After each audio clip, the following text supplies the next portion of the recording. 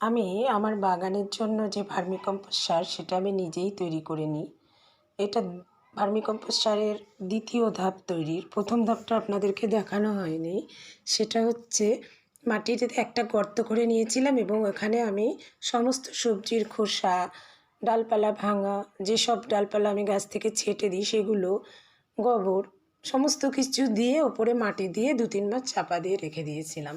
এখন খানিকটা শুষ্ক মৌসুম, ওগুলোকে আমি এখন তুলে রোদে শুকিয়ে চালনি দিয়ে চেলে নিচ্ছি। যেহেতু মাটিতে ছিল সেই জন্য অনেক নোংরা ছিল, সেগুলো আমি পরিষ্কার করছি। আর ঝুরঝুরেগুলো আলাদা হয়ে যাচ্ছে, একটু দানা দানাগুলোকে আবার রোদে শুকোতে হবে।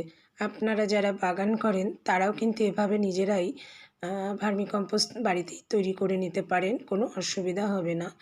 আর যদি আপনারা আমার পুরো প্রসেসটা দেখতে চান তাহলে কমেন্ট করে অবশ্যই জানাবেন।